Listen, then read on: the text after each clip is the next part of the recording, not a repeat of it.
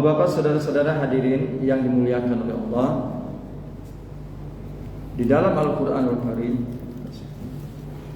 kata wali itu umpamanya disebut yaitu pada surah 62. Surah Yunus itu tadi surah yang ke-10 ayat 62. Allah mengatakan ala inna awliya Allah la khaufun alaihim walahum yahzan.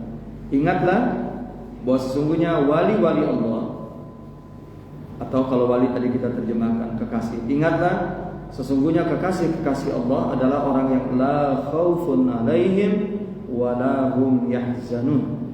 Mereka adalah orang-orang yang tidak dirundung merasa takut dan juga bersedih. Para ulama menjelaskan kata mereka tidak dirundung merasa takut dan bersedih, maksudnya malaikat nanti akan turun kepadanya, kepada orang tersebut, kepada wali Allah itu pada saat ia menjelang wafat, menjelang meninggal. Karena biasanya orang menjelang meninggal itu ada perasaan takut, perasaan khawatir. Maka datanglah malaikat kepadanya menghiburnya, ya, memberikan hiburan kepadanya agar dia tidak merasakan takut. Karena biasanya orang akan pindah dari alam dunia memasuki alam barzah, alam kubur, dia ada perasaan takut, ya, karena dia akan memasuki alam yang lain daripada kebiasaannya, alam yang asing baginya. Maka malaikat turun untuk menghiburnya, ya, agar ia tidak takut. Walahum yahzanun, dan mereka adalah orang-orang yang tidak dirundung rasa sedih. Begitu pula orang yang akan meninggalkan keluarga, sanak famili, ya, istri dan anak-anak. Juga mungkin kalau dia masih muda mungkin masih punya jabatan, ya, kemudian juga khawatir meninggalkan harta benda, ya, kekayaan dan lain sebagainya, dia khawatir, ya, maka malaikat turun menghiburnya agar ia tidak khawatir dan juga bersedih, ya. Inna awliya Allah la khaufun alaihim walahum yahzan. Ingatlah sesungguhnya kekasih-kekasih Allah, yaitu orang yang tidak dirundung rasa takut, rasa khawatir, dan juga rasa kesedihan, bersedih. Siapa itu kekasih-kekasih Allah? Dijelaskan oleh Allah pada ayat berikutnya, ayat 63, alladzina amanu wa kanu yattaqun. Yaitu orang-orang yang beriman dan mereka adalah orang-orang yang ketika di dunia dahulu, ketika hidup di dunia, yattaqu, yaitu mereka bertakwa kepada Allah Subhanahu wa ta'ala. Jadi definisi wali Allah, definisi waliullah, ya, yaitu orang-orang yang beriman dan bertakwa. Insyaallah iman dan takwa sudah ada pada diri kita, sedang kita jalankan dan juga akan terus kita jalankan. Begitu kan Pak kira-kira? Jadi yang disebut dengan waliullah atau kekasih Allah adalah siapa? Orang-orang yang beriman dan orang-orang yang bertakwa, ya. Jadi bukan seperti yang beredar di masyarakat kita, ya. Wali itu konotasinya, ya, wali itu konotasinya punya karomah, begitu kan? Konotasinya wali itu punya karomah. Tidak harus begitu. Atau kita memaknai karomah adalah keistimewaan, ya, yang diberikan oleh Allah kepada kekasihnya, ya, sesuatu yang lebih, kebaikan-kebaikan yang diberikan oleh Allah kepada kekasihnya, kepada walinya, ya, karomah. Sehingga karomah ini bisa bermacam-macam jenis dan bentuknya. Seperti halnya Allah berikan mujizat kepada para nabi dan rasulnya juga bermacam-macam dan berbeda-beda antara satu nabi, satu rasul dengan nabi rasul yang lain. Ya, jadi tidak harus sama, bisa jadi berbeda-beda. Ya. Makanya Ibnu Taimiyah mengatakan bahwa a'zamul karomah istiqomah. Jadi kata beliau sebesar-besar, ya, seistimewa-istimewanya karomah itu adalah apa? Istiqomah. Artinya kalau orang yang sudah istiqomah di jalan Islam, tidak mencela-mencela, tidak tengok kanan tengok kiri, dia lurus. Ya, satu amalan yang sesuai dengan Quran dan Sunnah, sekalipun masyarakat belum terbiasa dengan melakukan itu, dia tetap konsisten untuk melakukan itu, selama itu sesuai dengan Quran dan Sunnah. Ya, selama itu Quran dan Sunnah. Karena orang yang istiqomah itu sesungguhnya karomah yang terbesar yang Allah berikan kepadanya. Ya, jadi apa? Karomah yang terbesar adalah istiqomah. Istiqomah itu artinya apa? Lurus. Sesuai dengan ayat yang tadi kita baca. Tadi kita membaca ada ayat bunyinya fastaqim kama umirta. Ya. Fastaqim kama umirta. Walladzina ma'aka wala tatghaw, kata Allah. Fastaqim kama umirta. Istiqomahlah kamu sebagaimana telah diperintahkan oleh Allah untuk istiqomah kamu. Dan juga bersama dengan orang-orang bersamamu. Ya, bersama dengan orang-orang yang bersama. Wala tatghaw, dan jangan kamu melampaui batas. Ya. Jadi agama Allah turunkan yaitu sebagai aturan-aturan. Ada halal, ada haram, ada perintah, ada larangan. Ya. Ada perintah, ada larangan. Makanya ketika sahabat bertanya, "Ya Rasulullah, demi Tuhan yang telah mengutus engkau dengan kebenaran, apa yang Allah perintahkan kepadamu tentang sholat?" Kata Rasul, jawabnya, sholat sehari semalam sebanyak 5 waktu. Lalu apa yang Allah perintahkan kepadamu untuk puasa? Kata Rasul, berpuasa yaitu di bulan Ramadan. Ya. Apa yang Allah perintahkan kepadamu tentang zakat? Rasul pun sebutkan tentang zakat. Lalu kata sahabat ini, aku tidak melakukan kecuali apa yang kau sampaikan tadi, wahai Rasul. Artinya dia tidak mau menambah ibadahnya, yaitu dengan yang sunnah. Dia cukup yang wajib-wajib saja. Ya, mengerjakan sholat 5 waktu, berpuasa di bulan Ramadan, kemudian menunaikan zakat. Aku hanyalah menghalalkan apa yang dihalalkan oleh Allah dan mengharamkan sesuatu yang diharamkan oleh Allah. Aku cukup itu saja. Kata Rasul, qad aflaha, sungguh kamu akan beruntung. Ya, sungguh kamu akan sukses. Jadi artinya bahwa manusia dengan dia melaksanakan apa yang diperintahkan oleh Allah dan menjauhkan apa yang dilarang oleh Allah dan mengerjakan apa yang diwajibkan tadi, dari mulai sholat 5 waktu, berpuasa di bulan Ramadan, ya, kemudian mengeluarkan zakat, itu dia konsisten, ya, dia berpegang teguh kepada itu, maka insya Allah dia akan selamat. Yang dimaksud dengan selamat kata Allah itu artinya dia dimasukkan ke surga dan dijauhkan dari siksa api neraka. Itu yang dimaksud dengan selamat kita. Nah, maka orang yang istiqomah ini adalah orang yang berjalan di jalan Islam. Ya, dia tidak mencela-mencela, tidak tengok kanan tengok kiri. Selama itu memang sudah perintah Allah dan Rasulnya, dia berusaha. Ya, dia berusaha yaitu untuk menjalankan perintah-perintah itu dan menjauhkan apa yang dilarang. Dan itulah istiqomah. Ya, itulah yang disebut dengan istiqomah.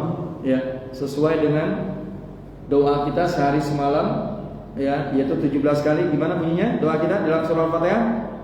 Ihdinas siratal mustaqim, siratal ladzina an'amta 'alaihim, ghairil maghdubi 'alaihim waladdallin.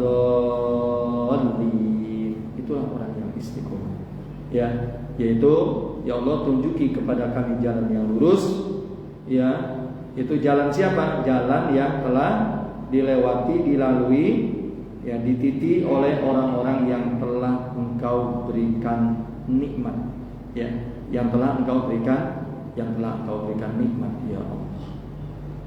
Nah, ikhwan fillah yang dirahmati Allah, siapa orang-orang yang istiqomah itu?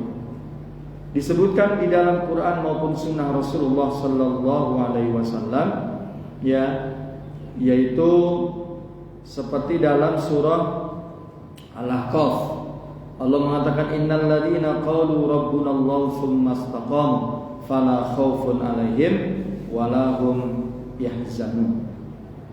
Sesungguhnya orang-orang yang beriman kepada Allah, kemudian mereka lurus berjalan di jalan Islam, ya istiqomah tadi, maka fala khaufun 'alaihim wala hum yahzanun. Maka mereka itu tidak akan dirundung rasa takut, kekhawatiran, dan juga mereka tidak akan dirundung rasa bersedih. Ya, jadi wali itu kembali lagi bukan seperti apa yang dipahami oleh sebagian masyarakat kita. Ya, mereka salah paham ya pengertian tentang istiqomah, tentang wali itu. Ya, padahal wali itu siapa tadi? Definisinya Allah mengatakan yaitu alladzina amanu wa kanu yattaqun, yaitu orang-orang yang beriman dan mereka dulu ketika hidup di dunia mereka adalah orang-orang yang bertakwa kepada Allah Subhanahu wa taala. Sehingga waliullah itu adalah orang yang tidak terbebas dari syariat. Apa itu maksudnya tidak terbebas dari syariat? Artinya dia sehari-hari hidup dengan menjalankan aturan-aturan Allah dan Rasulnya. Ya.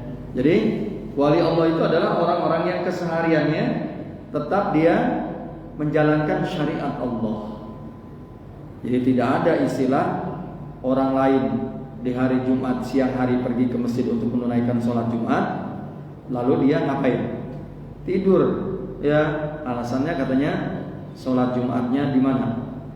Di Mekah, di Masjidil Haram, atau di Madinah, Masjid Nabawi. Padahal kita tahu ya jarak Madinah dengan jarak Saudi ya secara umum itu Mekah dan Madinah dengan Indonesia jaraknya berapa ribu kilometer tuh Bang? Ribuan kilometer. Sehingga waktu Indonesia dengan waktu sana itu kurang lebih sekitar 4 jam selisihnya. Artinya kalau kita ya katakanlah menunaikan sholat Jumat jam 12 zuhur, kira-kira mereka baru jam berapa?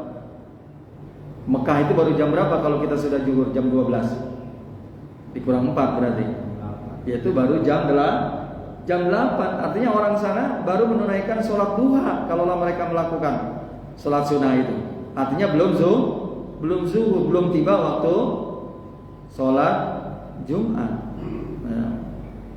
Katakanlah minum, ya minum. Dia minum apa? Khamr. Ya, minum minuman keras. Tapi ketika kita tanya, ya menurut kamu itu khamr, padahal katanya itu tidak khamr. Atau khamr bagi kamu haram, tapi baginya orang yang mengklaim dirinya sebagai wali Allah, dia bilang dia itu bukan khamr yang diharamkan. Mohon maaf ya, bergaul dengan wanita PSK katakan, tapi dia bilang ini bukannya wanita PSK, menurut kamu aja dia PSK ya, padahal dia bukan, dan lain sebagainya. Jadi melakukan perbuatan-perbuatan yang nyeleneh ya, padahal jelas bahwa wali Allah itu adalah orang yang beriman dan bertakwa. Jadi sehingga mereka tidak terbebas dari beban-beban syariat ya. Kenapa? Karena orang yang paling mulia saja di dunia ini dia tidak pernah terbebas dari syariat. Dia tidak pernah meninggalkan syariat. Siapa orang yang paling mulia di dunia ini, Pak? Orang yang paling dikasihi, disayangi oleh Allah. Dan sebagaimana halnya dia juga adalah sangat mengasihi Allah. Siapa itu?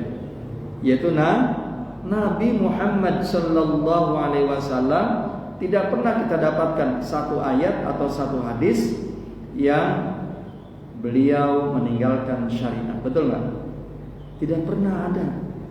Al-Quran maupun hadis menjelaskan tentang bahwa Rasulullah meninggalkan syariat. Katakanlah tidak sholat gitu Rasulullah. Ada nggak? Bapak pernah temukan ada hadis tentang Rasulullah pernah tidak sholat begitu? Tidak ada. Malah Rasulullah jangankan sholat-sholat yang wajib, sholat-sholat yang sunnah pun ya beliau tetap tunaikan. Ya beliau tetap tunaikan. Jadi bahwa manusia yang terbaik, manusia yang paling mulia sekalipun, dia tidak pernah meninggalkan syariat yang Allah turunkan kepadanya. Atau Imam Ali karramallahu wajhah. Imam Ali karramallahu wajhah juga termasuk sahabat besar. Ya, sahabat besar itu artinya sahabat mulia, sahabat yang posisinya dekat dengan Rasulullah Sallallahu Alaihi Wasallam. Pernah kita dapatkan sebuah hadis tentang bahwa Ali meninggalkan syariat? Tidak pernah. Padahal beliau disebutkan oleh Rasulullah, ya, yaitu orang yang dia dicintai oleh Allah dan Rasulnya, sebagaimana halnya dia adalah mencintai Allah dan Rasul. Jadi Allah dan Rasulnya mencintai beliau, dan begitu pula beliau amat sangat cintanya kepada Allah dan Rasul. Itu kisahnya adalah ketika Rasulullah, ya, yaitu pada malam hari, ya, yaitu berkata, besok aku akan berikan bendera komando. Jadi kata Rasulullah, besok hari atau besok pagi aku akan menyerahkan komando, ya, bendera komando kepada orang yang dicintai oleh Allah dan Rasulnya, dan dia akan mencintai Allah dan Rasul. Melalui tangannya lah Allah memberikan kemenangan.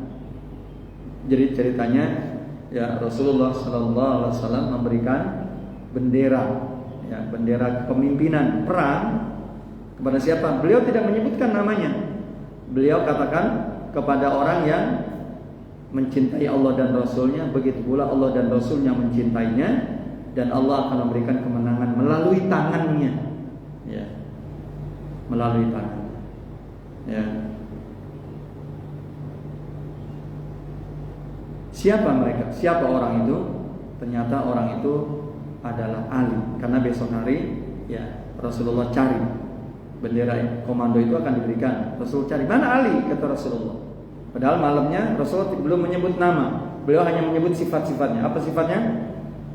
Dia mencintai Allah dan Rasulnya, begitu pula Allah dan Rasulnya mencintai orang itu, dan melalui tangannya lah Allah memberikan apa tanya?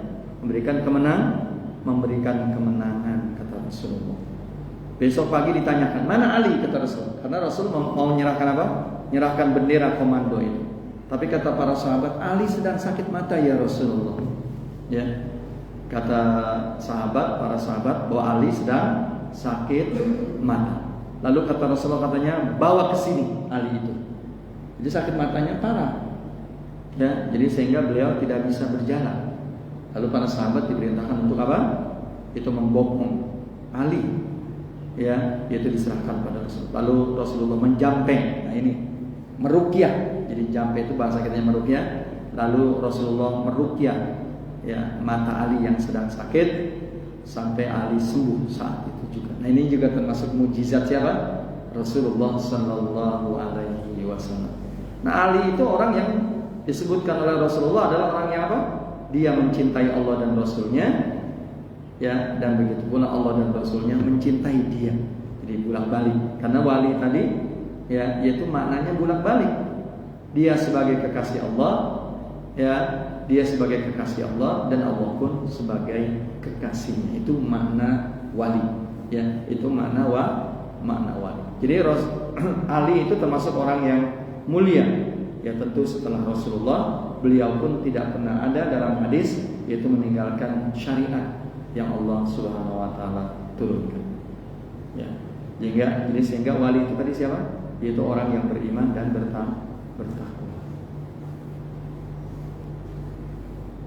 Nah, Bapak Saudara hadirin yang dimuliakan oleh Allah, maka dari kisah-kisah tadi kita bisa membedakan mana, ya, Allah memberikan karomah kepada seseorang, ya, atau mana yang justru, ya, pesihir atau mungkin dukun kalau bahasa kitanya, ya.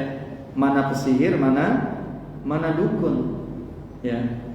Jadi kalau orang itu wali, ya, maka tidak ada syariat yang dia langgar, ya. Jadi sehingga, ya, dia ini tidak melakukan amalan-amalan seperti yang dilakukan oleh para pesihir, dukun, dan lain sebagainya, ya. Bapak-bapak, saudara-saudara hadirin yang dimuliakan oleh Allah Subhanahu wa taala, bagaimana untuk menjadi kekasih Allah? Kan kalau disebut sebagai beriman dan bertakwa terlalu umum, bayang. Kalau disebut dengan iman dan takwa itu terlalu umum. Tetapi di dalam Quran dan Sunnah Allah rinci siapa itu wali-wali Allah, siapa orang-orang yang dicintai oleh Allah Subhanahu wa taala. Allah berfirman, "Innallaha yuhibbut tawwabina wa yuhibbul mutatahhirin." Ya. Allah itu sangat cinta, sangat suka yaitu kepada orang-orang yang mau membersihkan dirinya, mensucikan dirinya, dan juga orang-orang yang banyak bertobat. Artinya untuk menjadi kekasih Allah di antara amalannya adalah apa? Yaitu mensucikan diri, membersihkan diri, dan juga bertobat. Baik mensucikan secara fisik, membersihkan diri secara fisik, artinya bahwa kita membersihkan badan-badan kita ini, ya tubuh kita ini dari sesuatu yang kotor. Makanya kita paling tidak mandi berapa kali orang Indonesia? 2 kali, di pagi hari dan di sore hari. Malah tadi sebelum kita berangkat ke masjid mungkin di antara kita sudah mandi di pagi hari. Untuk apa? Karena bersuci. Tadi alhamdulillah imam kita ya sudah mengingatkan kepada kita. Ya, bacanya surah apa tadi? Asy-Syams ya. Wasyamsi wadduhaha wal qamari idza talaha wan nahari idza jallaha wal laili idza yaghshaha was samai wama banaha wal ardi wama tuhaha wa nafsin wama sawwaha fa alhamaha fujuraha wa taqwaha qad aflaha man zakkaha. Kata Allah, sungguh beruntunglah, sungguh berbahagialah orang-orang yang mau mensucikan dirinya. Jadi Allah sangat senang ya kepada hamba-hamba, orang-orang yang mau membersihkan dan mensucikan dirinya.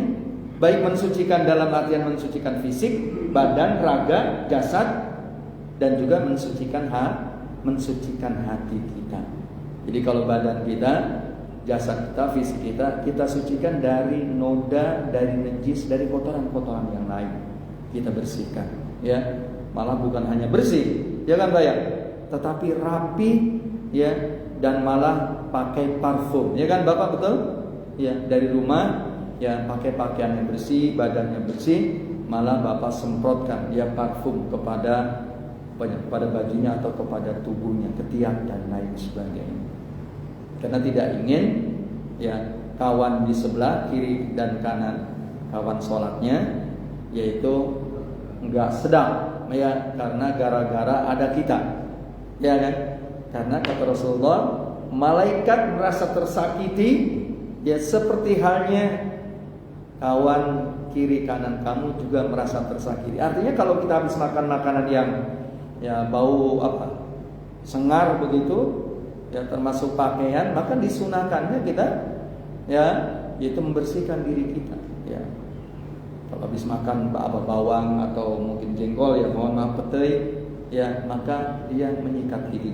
Makanya sunnah kita ya baik saat berwudu maupun pada saat kita berdiri mau sholat itu yaitu bersiwak. Kenapa? Karena malaikat itu sama posisinya dengan kawan kita ketika sholat. Jadi malaikat merasa tersakiti ya seperti halnya kawan kamu juga merasa tersakiti di samping kiri kanan kamu. Makanya bagi yang merokok menurut saya itu harus ditinggalkan. Kenapa? Karena merokok itu walaupun sudah nyikat itu tetap ya, mohon maaf ya Bapak mungkin tidak merokok. Karena orang merokok itu kadang-kala bekasnya pun masih ketahuan. Ya Pak ya? Baju kalau kita nempel sama orang yang sedang merokok itu kadang-kala baju kita juga ikut bau. Ya, toilet, kamar kecil, ya Pak.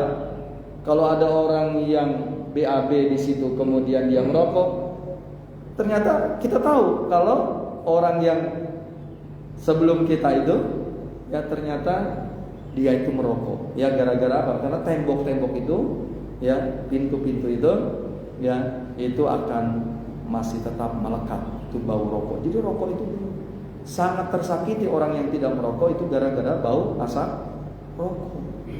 Ya, memang dirinya memang enak-enak aja dia. Sama orang yang di Bantar Gebang, ya, yang usahanya sehari-harinya cari apa? Mohon maaf, ya, cari sampah yang bermanfaat, yang bisa dijual, ya. Mungkin bagi bapak-bapak lewat aja nggak sanggup Pak ya tutup hidung. Tapi mohon maaf orang-orang yang tinggal di sana, yang sehari-hari mencari apanya, mengais rezekinya melalui apa? melalui sampah orang DKI yang dibuang ke TPA Bantar Gebang, itu bagi dia ya nggak bau, biasa-biasa. Orang yang sehari-harinya kerja di kandang mungkin dia tidak merasa bau dengan, mohon maaf ya, yaitu kohenya sapi, umpamanya kohenya kambing dan lain sebagainya. Tapi bagi orang yang memang bukan di situ dia kesehariannya, itu pasti akan merasakan. Makanya yang kita disunahkan ketika berwudu kita bersiwak atau sikat gigi mungkin ya, dan juga bersiwak ketika berdiri sholat. Beda pahala ganjaran orang yang berwudunya dengan bersiwak ya, beda pahala dan ganjaran bagi orang yang sholatnya bersiwak dengan orang yang tidak bersiwak. Lebih-lebih sampai dia tidak sikat gigi ketika dia berdiri, malaikat merasa tersakiti, begitu pula kawan kita. Jadi sunnahnya kita adalah membersihkan fisik jasad kita ya tadi dari kotoran, najis dan lain sebagainya ya, dan juga tazkiyatun nafs, membersihkan jiwa kita dari sifat-sifat yang buruk ya, dari kebiasaan-kebiasaan yang buruk, dari akhlak yang tidak terpuji. Kita ganti, kita isi diri kita yaitu dengan sifat-sifat akhlak, adab-adab yang baik. Itulah yang dimaksud dengan tazkiyatun nafs, seperti yang dijelaskan tadi, yaitu qad aflaha man zakka. Sungguh beruntung, sungguh berbahagia orang-orang yang mau mensucikan diri. Allah mengatakan tadi, innallaha yuhibbut tawwabina wa yuhibbul mutatahhirin. Allah suka, cinta kepada orang-orang yang mau bertobat dan juga orang-orang yang mau mensucikan diri, Bapak saudara hadirin yang dimuliakan oleh Allah. Rasulullah sallallahu alaihi wasallam tidak kurang ya dalam satu hari itu bertobat dan beristighfar sebanyak 100 kali. Ya, pernah dihitung oleh Sayyidina Umar. Jadi ketemu Rasulullah zikir ya dengan astagfirullahaladzim, astagfirullahaladzim. Dan bukan hanya itu. Nah, ini ilmu nih Pak, saya sampaikan pagi ini. Rasulullah sallallahu alaihi wasallam ketika bangun malam ya, mau melakukan sholat, Rasulullah membaca, tolong diingat ya, ini ilmu nih. Pertama, beliau membaca tasbih 10 kali. Rasulullah ngapain ketika mau sholat malam? Sebelum sholat malam, bangun tidur membaca subhanallah atau tasbih sebanyak 10 kali. Subhanallah, subhanallah, subhanallah, subhanallah, subhanallah. Berapa kali? 10 kali. Kemudian yang kedua adalah Rasulullah membaca tahmid, yaitu ucapan apa? Hamdan, alhamdulillah, alhamdulillah, alhamdulillah, alhamdulillah. Itu pun 10 kali. Kemudian Rasulullah membaca takbir sebanyak 10 kali. Allahu Akbar, Allahu Akbar, Allahu Akbar, Allahu Akbar. Kemudian yang keempat, Rasulullah membaca tahlil, yaitu ucapan apa? La ilaha illallah, la ilaha illallah sebanyak 10 kali. Kemudian Rasulullah membaca istighfar. Membaca apa? Istighfar. Astaghfirullahaladzim wa atubu ilaih. Astaghfirullahaladzim wa atubu ilaih. Sebanyak berapa? 10 kali juga. Ingat nih. Ulangi lagi tadi.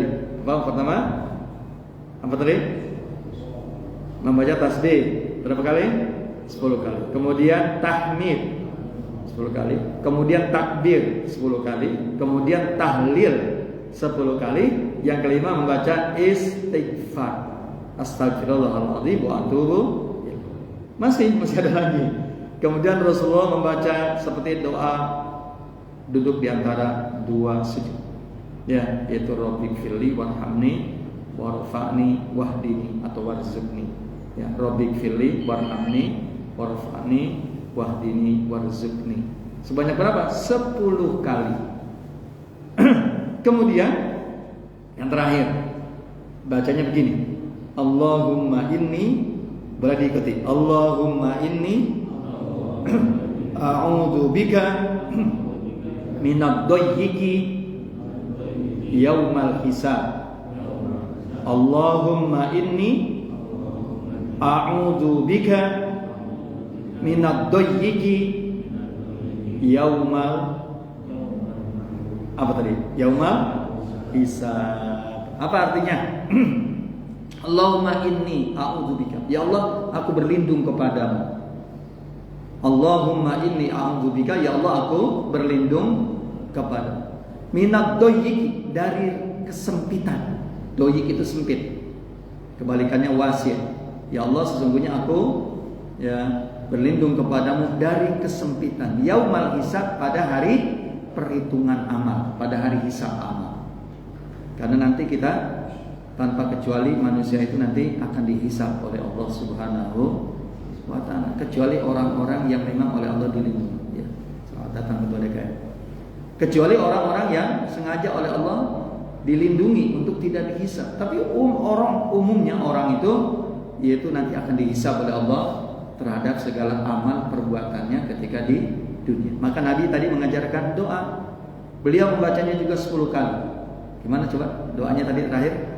Allahumma inni a'udzubika minad doyiki yaumal hisab. Ya Allah, aku berlindung kepadamu dari kesempitan hari dihitungnya hisab amal perbuatan manusia. Nah sekarang kalau orang yang terbaik, manusia yang terbaik di dunia ini saja, yaitu membaca itu, tentu ya kita lebih utama untuk membaca itu. Ini ilmu nih Pak ya. Masih ingat? Masih ingat? Coba Pak Ari aja, sebutin Pak Ari. Pertama membaca apa kata tadi Rasulullah sebelum sholat malam? Tasbih berapa kali? 10 kali. Oke, betul. Yang kedua baca apa? Tahmid, yaitu alhamdulillah, juga sebanyak 10. Yang ketiga membaca apa? Takbir, Allahu Akbar sebanyak 10 kali. Kemudian membaca apa? Tahlil, yaitu kalimah la ilaha illallah, juga 10 kali. Kemudian membaca istighfar, juga 10 kali. Astagfirullahaladzim wa atubu ilaih. Kemudian yang keenam yaitu membaca doa seperti kita duduk di antara apa? 2 sujud. Ya, Rabbighfirli warhamni warfa'ni wahdini warzuqni. Ya, banyak 10 kali. Yang terakhir tadi, ayo coba apa? Allahumma inni a'udzubika minad doyiki yaumal hisab. Lulus Pak ya. Nah, amalkan ya. Itu hadis sahih menjelaskan tentang Rasulullah kalau bangun malam ya, mau sholat malam itu membaca itu tadi, mengamalkan itu. Ya. Kenapa? Karena begitu mengerikannya hari perhitungan amal itu. Ya, begitu sangat menakutkannya, mengerikannya hari perhitungan amal. Dan hari perhitungan amal nanti ketika manusia ya yaitu dikumpulkan di padang mahsyar, juga saat-saat yang menegangkan, saat-saat yang menakutkan. Ya, makanya nanti orang akan datang kepada Nabi yaitu untuk memberikan syafaat. Tapi para nabi seluruhnya menolak. Aku tidak pantas memberikan syafaat. Datang saja kepada siapa? Nabi Muhammad sallallahu alaihi wasallam. Akhirnya Nabi Muhammad menemui Allah Subhanahu wa taala yaitu di Arsy. Kemudian Nabi Muhammad pun sujud. Kemudian kata Allah, "Bangun ya Muhammad. Apa yang kau minta aku akan kabulkan." Ya. Jadi kata Allah kepada Nabi Muhammad, "Apa yang kau minta pasti aku akan kabulkan." Apa yang diminta oleh Rasulullah? Yaitu minta kepada Allah Subhanahu wa taala agar umat ini segera dihisab oleh Allah Subhanahu, dihitung amal perbuatannya. Ya, yang baik akan masuk ke dalam surga, ya, yang jahat, yang tidak mau beriman, yang kafir, ya maka dia dimasukkannya ke dalam neraka. Jadi itu karena manusia begitu khawatir pada saat itu, ya sehingga datang kepada para nabi agar nabi itu memohon ya kepada Allah diputuskan perkara-perkara manusia. Tapi seluruh nabi semuanya menolak. Mereka menyebutkan kesalahan mereka, ya, dan mereka mengatakan tidak pantas, ya, itu kepada aku. Minta saja datang kepada siapa katanya? Perintahnya datang kepada Nabi Muhammad SAW. Itulah yang disebut dengan syafaatul uzma. Kita sering mendengar istilah syafaatul uzma. Apa itu syafaatul uzma? Yaitu syafaat yang besar. Jadi Rasul sendiri mintanya kepada Allah. Ya, Rasul sendiri minta kepada Allah, ya, yaitu syafaat untuk diberikan kepada umatnya, ya kepada manusia. Pernah sahabat bertanya, wahai Rasulullah, ya, siapakah orang yang paling beruntung? Ya, siapakah orang yang paling berbahagia memperoleh syafaatmu nanti pada hari kiamat, wahai Rasulullah? Ya, jadi sahabat pernah bertanya kepada Rasulullah, yaitu tentang siapa nanti pada hari kiamat orang yang paling beruntung karena memperoleh apa katanya? Memperoleh syafaat dari Rasulullah sallallahu alaihi wasallam. Apa kata Nabi?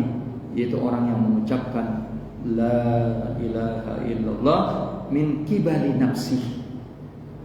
Orang-orang yang mengucapkan kalimat la ilaha illallah min kibali nafsi. Orang-orang yang mengucapkan kalimat la ilaha illallah yaitu betul-betul tulus, ikhlas, bersih.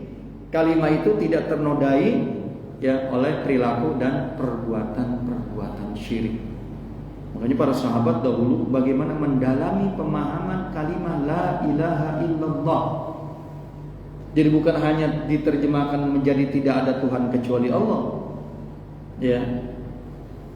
Bukan hanya diterjemahkan menjadi kalimat itu tidak ada Tuhan kecuali Allah. Tapi orang Arab dulu memahami kalimat itu adalah tidak ada sesuatu yang disembah sebenar-benarnya penyembahan, ya, serius menyembahnya, kecuali Allah Subhanahu wa taala yang disembah. Karena mohon maaf, sekarang orang kadang-kadang tidak bisa membedakan mana tauhid, mana syirik. Ya, mana tauhid, mana syirik, nggak bisa membedakan. Jadi sehingga mohon maaf, akidah ya tauhid mereka masih terkontaminasi. Apa terkontaminasi? Terkotori. Ya, yaitu dengan perilaku dan perbuatan syirik. Makanya saya bilang ya, kalau di satu kompleks masih ada orang yang ngebangun rumah, kemudian ketika tukang itu meletakkan suhunan apa bahasa Indonesianya Pak? Yaitu balok yang paling atas. Apa nyebutnya Pak? Kuda-kuda. Kalau kuda-kuda yang itu, kalau suhunan itu yang atas, yang paling atas.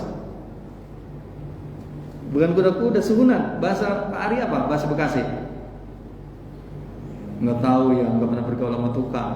Yang lain bukan kuda-kuda Pak. Kalau kuda-kuda yang ini nanti justru suhunan itu di sini. Nah ini galar di sini. Nah ini yang paling atas sekali. Biasanya itu ya, kalau sudah meletakkan itu balok yang paling atas itu atau suhunan kalau bahasa saya itu nanti dikasih kelapa muda, ya, kemudian nanti dikasih bambu. Suhunan ya. Wuwungan boleh juga, betul. Wuwungan atau suhunan, ya itu nanti dikasih kelapa, dikasih padi kadang-kala kalau di kampung saya, ya kemudian dikasih makanan dan bendera. Kasih pisang terus, pisang yang tua aja, nggak perlu matang. Pak, kalau memang tujuannya itu tahu, nah ini kan karena tujuan itu kan niat. Ini penting nih Pak. Tujuan niat ini penting. Contoh orang melarung laut, ini maksud saya biar ajak berpikir kepada Bapak. Orang melarung laut, orang-orang yang usahanya sehari-harinya mencari ikan di laut, para nelayan begitu, dari mulai Banten sana, sebelah baratnya sampai di mana? Ujung timur ya. Surabaya atau apa sana, ya. Itu pada bulan tertentu itu melarung laut. Di antaranya adalah supaya semarak melarung lautnya itu ada acara tertentu. Nah kemudian biasanya nanti ya ada kepala kerbau atau kepala sapi, kepala kambing begitu kalau kecil ya itu biasanya nanti kepalanya itu tidak dimakan, dilarung, dagingnya dimakan memang dagingnya sih. Padahal hukum sembelihan yang diniatkan bukan karena Allah, apa hukumnya? Hukum sembelihannya adalah syirik, berdosa, haram, dan dagingnya itu menjadi najis, ya dagingnya menjadi najis, tidak boleh dikonsum, walaupun cuma kepalanya doang. Mungkin Bapak masih ingat tentang hadis gara-gara lalat orang masuk ke surga dan gara-gara lalat orang masuk ke neraka. Itu ada hadisnya populer, itu hadis sahih. Kalau kita kajian tauhid, kajian akidah itu ada sebuah hadis yang kata Rasulullah gara-gara lalat orang masuk ke surga dan gara-gara lalat orang masuk ke neraka. Kan bedanya sesembelihan yang kita beli di pasar hanya gara-gara apa? Gara-gara niatnya. Kalau di pasar nyembelih sapinya, daging kambingnya niatnya untuk apa? Untuk dijual. Dia baca Bismillahirrahmanirrahim ketika nyembelih. Ya. Kemudian sapi yang untuk dilarung kepalanya di laut juga membaca apa? Bismillahirrahmanirrahim. Cuma niatnya adalah kepalanya untuk dilarung ke laut, untuk diberikan kepada Nyi Loro Kidul dan lain sebagainya. Nah begitu pula meletakkan makanan, ya pisang, apalagi tadi ya kan kelapa, kemudian lagi tebu dan lain sebagainya di suhunan, di wuwungan begitu, ya niatnya ya yaitu karena pamali dan lain sebagainya. Itu menjadi syirik. Maka tadi saya bilang kalau di komplek masih ada orang ngebangun rumah ketika meletakkan suhunan, wuwungan itu masih juga begitu, saya bilang akidah masyarakat di sekitar situ itu masih perlu diperbaiki. Dengan kata lain, pemahaman agama orang di sekitar situ itu masih perlu diperbaiki, diluruskan. Ada pemahaman yang salah. Tapi kalau niatnya umpamanya dia paham agama, dia masang bendera tujuannya kan waktu itu masang bendera tidak bebas, ya seperti kita sudah merdeka. Nah itu 17 Agustus. Dulu orang masang bendera karena takut sama Belanda, sehingga ngumpet-ngumpet masangnya, ya yaitu meletakkannya di wuwungan, di suhu. Kemudian kenapa ya meletakkan kelapa? Karena dulu mungkin nggak ada steger. Apa steger? Kayak tangga gitu naik ke atas. Bangunan dulu rumahnya terlalu tinggi, kemudian juga tidak sebanyak sekarang steger. Ya folding itu apa namanya? Scaffolding, ya. Maka supaya tidak turun-turun, kelapanya ditaruh di atas. Nanti kalau minum, itu minum air kelapa. Kue, ya supaya tidak turun ke bawah. Ketika siang hari makan kue, cukup makan kuenya ada di atas. Ya tebu, ya tebu kan awet bisa berhari-hari. Nanti kalau pengen makan yang manis-manis, maka tebu yang dimakan. Kalau memang tujuannya memang untuk itu, boleh nggak? Ya boleh lah. Ya, kalau memang tujuannya itu boleh. Nah ini jadi masalah niat ini masalah yang sangat menentukan amal kita diterima oleh Allah atau ditolak malah. Dan malah ya dinilai sebagai perbuatan murka, perbuatan melawan syariat Allah Subhanahu wa Ta'ala. Kan mohon maaf, bedanya orang bergaul dengan PSK dengan istrinya apa bedanya? Nggak terlalu banyak kan bedanya. Kalau sama istri dulu kita ijab kabul, ya dengan orang tuanya, kemudian dicatat oleh pencatat KUA, kemudian kita menyerahkan ya syarat-syarat yang sudah ditentukan. Apa diantaranya? Yaitu ngasih mahar kepada istri kita sesuai dengan permintaannya. Ya kan Pak ya? Ada yang maharnya emas 5 gram plus apa? Seperangkat alat sholat, atau mungkin ada yang 10 gram dan lain-lain. Dan itu wajib ditunaikan oleh seorang laki-laki. Haram hukumnya dia menggauli istrinya ya kalau dia nggak membayar apanya? Membayar mahar. Dengan PSK mungkin ada yang jauh lebih mahal daripada itu. Dulu pernah waktu tahun berapa itu? Heboh ya, selebritis ternyata pekerjaan sampingannya ya mohon maaf juga jadi PSK. PSK-nya kelas apa? Kelas kakap ya, yang kira-kira sekali kencan saja mungkin mobil Innova. Ya begitu kan? Pernah kan Pak ya tahun berapa itu? Ya, jadi ternyata pekerjaan sampingan selebritis ya, itu ternyata jadi PSK kelas kakap. Ya, dikencannya oleh siapa? Para pejabat atau para pengusaha? Para pengusaha. Karena sekali kencannya bukannya 1 juta 2 juta. Ya, tapi sekali kencan itu dia mobil. Ya saya nggak perlu sebutkan lah ya selebritisnya. Ya kan Pak? Kepada istri kita, alhamdulillah ya, walaupun mungkin tidak semahal itu, ya, dan kita selamanya hidup bersamanya, ya kan? Selama hayat di kandung badan, ya. Jadi ternyata perbedaannya nggak terlalu banyak, ya. Seperti halnya tadi kasus para nelayan ya di pinggir pantai dari mulai Banten sampai di mana? Sampai di ujung Jawa Timur ya pada bulan tertentu mengadakan larung laut dengan apa? Melepas ya kasih perahu kecil yaitu makanan-makanan dan juga kepala hewan ya kambing sapi ataupun kerbau. Ya, jadi hukum makan dagingnya itu hukumnya adalah haram, karena sesembelihan yang diniatkan bukan karena Allah itu adalah sesembelihannya menjadi syirik, ya, menjadi syirik. Nah itu tadi, yang ketika membangun rumah diletakkan itu. Ketika istrinya lahir, ari-arinya ya dikuburkan, kemudian dikasih apa? Dikasih lampu, ya, karena nggak punya kurungan ayam seperti di kampung, embernya disobek sedikit, ya, itu dikasih lampu.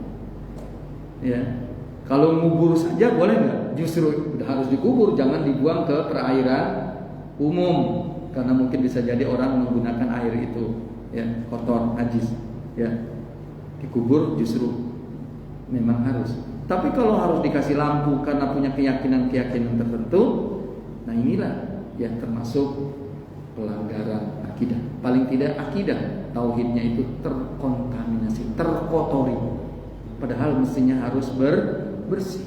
Kenapa saya juga sampaikan hal yang semacam ini penting? Karena ternyata baik amalan maupun perbuatan dosa nggak harus yang besar, yang kecil pun bisa jadi bermasalah. Contoh kasus apa? Rasulullah ketika lewat bersama sahabat di dua kuburan, kata Nabi, dua kuburan ini penghuninya sedang disiksa bukan karena melakukan dosa besar, kata Rasulullah, tapi karena melakukan dosa kecil. Yang pertama adalah kalau dia buang air kecil, tidak mau istinja, tidak mau bebersih. Yang satu suka namimah. Namimah itu jalan ke sana ke sini, ya, itu untuk mengadu domba kepada orang. Nggak suka kalau melihat orang masyarakat harmonis hubungannya, dia tidak suka. Diadu domba lah, diprovokasi, ya, dan lain sebagainya. Ya Pak ya. Kemudian tadi hadis apa tadi? Gara-gara lalat orang masuk ke surga, dan gara-gara lalat orang masuk ke neraka. Juga kecil masalahnya, cuman berkorban itu dengan lalat. Ya memang seolah-olah aneh Pak ya, tapi begitulah, artinya kecil. Kalau korban kambing, sapi gede, ya, tapi ini melalat. Ya mungkin ayam lah begitu kalau bahasa sekarang. Cuman hadisnya kan bombastis ngomongnya. Hadis Rasulullah itu, gara-gara lalat orang masuk ke surga, dan gara-gara lalat orang masuk ke neraka. Ya. Rasul pun menyebutkan amalan-amalan yang kecil. Apa diantaranya? Aku lihat orang hilir mudik, ya, di surga itu gara-gara dulu ketika di dunia dia memotong ranting yang mungkin mengganggu para pengguna jalan, sehingga dia potong, ya, agar orang tidak terganggu di jalan. Ternyata kata Rasulullah, dia di surga jalan-jalan karena ketika di dunia dulu dia memotong ranting yang mengganggu para pengguna jalan. Jadi penting lah ya. Jadi kecil pun harus kita pahami, ya, kecil-kecil pun harus kita pahami. Mungkin hadis ini saya tambahkan lagi. Pernah terjadi gerhana matahari, ya, terjadi gerhana matahari, ya. Pada waktu itu bersamaan, saya tidak katakan, nah ini juga istilah-istilah yang harus kita pahami. Saya tidak katakan kebetulan, bukan kebetulan di dunia ini, semuanya hasil apa? Aturan Allah Subhanahu wa taala, manajemen Allah. Jadi jangan kebetulan. Kan orang sekarang masih suka kalau ngomong gitu ya. Tiba-tiba di pasar ketemu sama kawan lama kita. Kebetulan saya ketemu sama kamu. Tidak. Allah menakdirkan, qadarullah, saya ketemu kamu, kawan lama saya. Nah, saya kembali lagi kepada hadis tentang meninggalnya Ibrahim, anak Rasulullah, putra Rasulullah, yaitu yang berasal dari istri, yaitu Maria Al-Qibtiyah, yang orang Afrika yang diberikan hadiah oleh raja Ethiopia, ya, yaitu karena para sahabat hijrah ke sana, ya, raja yang terkenal adil. Kemudian ketika mereka pulang, disampaikanlah hadiah, diberikanlah hadiah. Makanya Rasulullah ketika beliau meninggal, raja itu, Rasulullah pun sholat sunnah gaib, ya, sholat sunnah gaib karena dia Muslim, ya. Nah, Ibrahim meninggal saat itu bersamaan qadarullah, saat itu terjadi gerhana matahari. Orang-orang mengaitkan antara kematian Ibrahim dengan terjadinya gerhana matahari, dan Rasulullah khawatir. Perhatikan, Rasulullah khawatir nanti orang punya kesimpulan bahwa ketika seorang tokoh atau paling tidak anak tokoh itu meninggal atau lahir, kemudian terjadi alam ini terjadi sesuatu, contohnya gerhana bulan, gerhana matahari dan lain sebagainya, ya, maka supaya akidah umat ini bersih, maka Rasulullah yaitu memobilisasi para sahabat yaitu untuk sholat, ya, yaitu sholat apa disebutnya? Sholat kusuf, bukan sholat gaib, sholat kusuf, ya, sholat gerhana matahari. Nah, di antara khutbahnya isi khutbahnya Rasulullah menyampaikan yaitu bahwa gerhana matahari dan gerhana bulan bukan karena lahir dan matinya seorang tokoh, kata Rasulullah. Itu banyak. Jadi kelihatannya kecil. Kalau orang-orang kita kan kadang-kala suka hal-hal yang kecil suka nggak diperhatikan. Tapi Rasulullah SAW dalam rangka menjaga akidah tauhid umat ini supaya betul-betul bersih.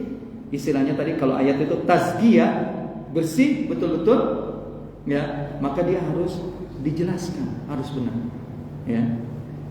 Kan di dalam ayat yang lain pun Allah mengatakan bahwa, ya, yauma la yanfa'u malun wala banun illa man atallaha biqalbin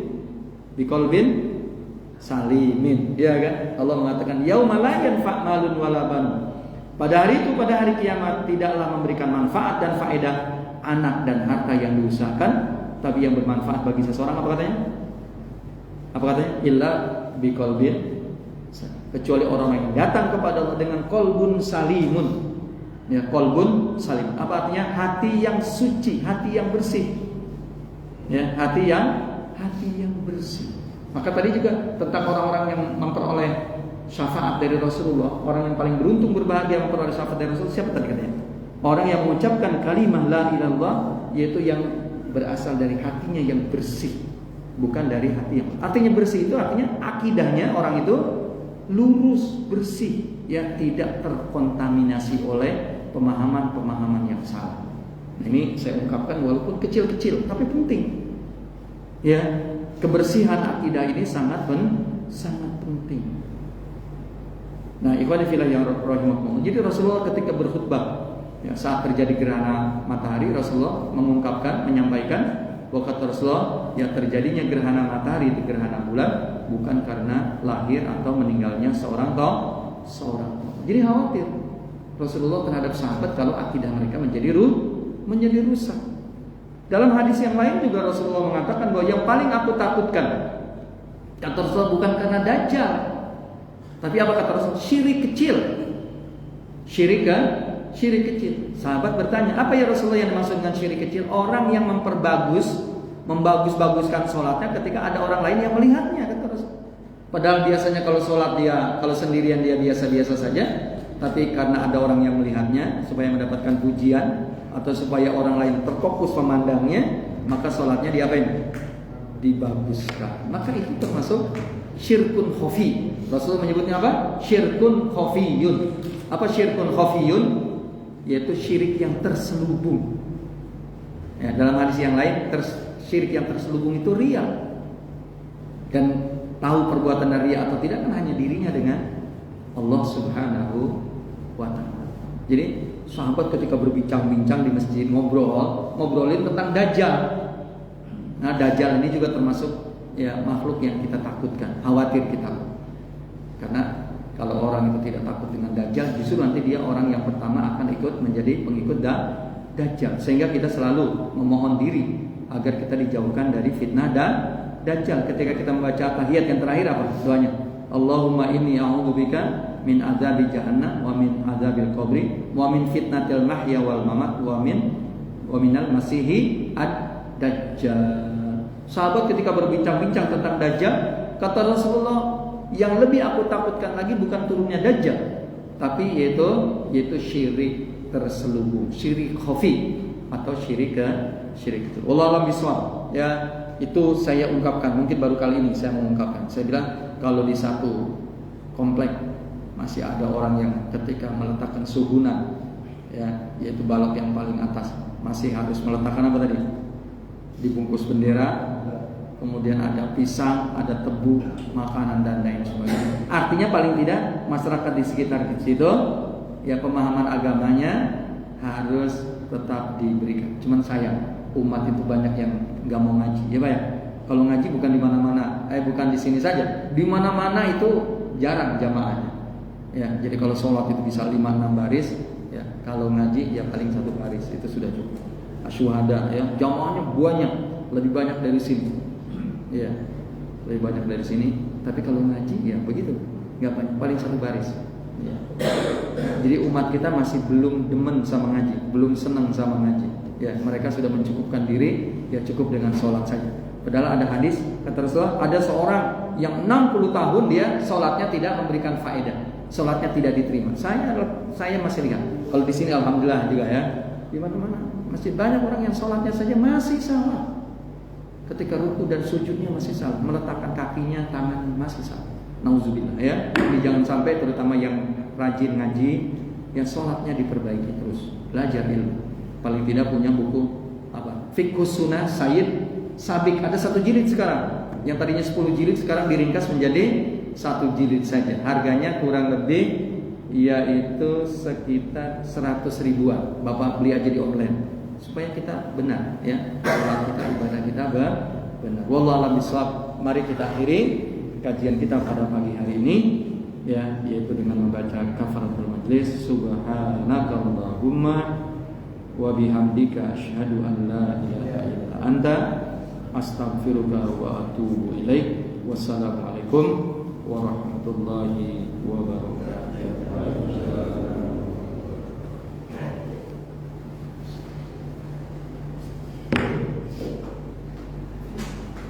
Amin.